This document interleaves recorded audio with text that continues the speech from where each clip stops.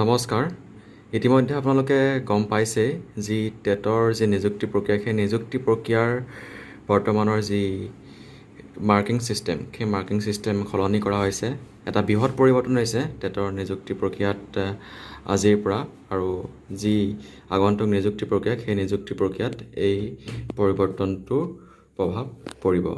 এতিয়াৰ নিযুক্তি প্ৰক্ৰিয়াত HSৰ পৰা ধৰিব 5%, HSৰ যিটো পাৰ্চেণ্টেজ হ'ব তাৰ 5% ধৰিব, ডিগ্ৰী ধৰিব 10%, DLEডৰ ধৰিব 5%, আৰু টেটৰ মাৰ্কছ ধৰিব 80% টেটৰ মাৰ্কছৰ পৰা পাৰ্চেণ্টেজৰ পৰা।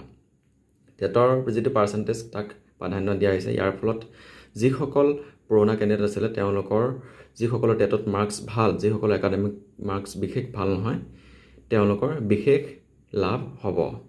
যিসকলে টেটত ভাল স্ক'ৰ কৰিব পাৰিব তেওঁলোকেহে চাকৰি এটা পাবলৈ সক্ষম হ'ব। এতিয়া আমি এই কথাখিনি যিটো আগৰ মাৰ্কিং ছিষ্টেম আৰু এতিয়াৰ মাৰ্কিং ছিষ্টেম, এই মাৰ্কিং ছিষ্টেমটোক আমি কম্পেয়াৰ কৰি চাম। কোনটো কেনেকুৱা হৈছিলে, ছিষ্টেমটো কেনেকুৱা, কোনে বেছি, কাৰ মাৰ্ক বেছি আছিলে, কাৰ মাৰ্ক কম আছিলে। এতিয়া সম্পূৰ্ণ বিপৰীত হ'ব। টেটৰ মাৰ্কছৰ ওপৰত ভিত্তি কৰিব আপুনি চাকৰি পোৱা নোপোৱাৰ কথাটো, আৰু ই এটা যোগ্যতা সম্পন্ন প্ৰাৰ্থীক নিযুক্তি পোৱাত সহায় কৰিব। বিশেষকৈ যিসকলৰ একাডেমিক্স মাৰ্ক বিশেষ ভাল নাছিলে তেওঁলোকক সহায় কৰিব। এতিয়া প্ৰথমতে আমি চাওঁ আপোনাৰ নম্বৰ কিমান হ'ব। যদি আপোনাৰ HSত 70% আছিলে, 70%ৰ 5% যদি ধৰা হয় তেতিয়া আপোনাৰ HSৰ মাৰ্ক যাব 3.5, আৰু যদি ডিগ্ৰী 70% আছিলে তাৰ 10% হ'লে তাৰপৰা আপোনাৰ মাৰ্ক যাব 7। তাৰপিছত DLEডত যদি 70% হয় সেইজন প্ৰাৰ্থীৰ, তেতিয়া তাৰ পৰা 5% গ'লে তেওঁৰ মাৰ্ক হ'ব 3.5, আৰু যদি টেটত 55 পায়, 55% যদি পায়, যদি যেনে তেনে 83 মাৰ্কছ পাই পেলাই যদি পাছ কৰে, তেওঁৰ এতিয়াৰ বৰ্তমানৰ মাৰ্কছত হ'ব তেওঁৰ 44। টোটেল এইটো ছিষ্টেমত যদি হয় HSৰ 5%, ডিগ্ৰীৰ 10%, DLEডৰ 5% আৰু টেটৰ 80% হ'লে তেওঁৰ টোটেল সৰ্বমুঠ মাৰ্ক হ'ব 58। তেওঁৰ সৰ্বমুঠ মাৰ্ক হ'ব 58, 58, আৰু আগৰ মতে তেওঁৰ মাৰ্কছ হ'ব 70 HSত, ডিগ্ৰীত 70, DLEড বা BEডত 70, আৰু টেটত 55, যেনে তেনে পাছ কৰিছিল, তেওঁৰ সৰ্বমুঠ মাৰ্ক হ'ব 265।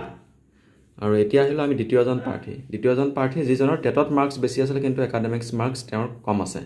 তেওঁৰ HSত মাৰ্কছ আছিলে 55%, 55%ৰ 5% হ'লে 2.75% হ'ব, আৰু ডিগ্ৰী মাৰ্কছ 50% আছিলে, তেওঁৰ তাৰপৰা 10% আহিলে 5 মাৰ্কছ পাব, আৰু DLEড বা BEডত 70% মাৰ্কছ পাইছে তেওঁৰ, তাৰপৰা 5% হ'লে 3.5 হ'ব, আৰু তেওঁ টেটত যথেষ্ট নম্বৰ পালে। তেওঁ টেটত পালে 70%। 70% পোৱাৰ পিছত তেওঁৰ টেটৰ 70% মাৰ্কছৰ 80% হ'ল 56।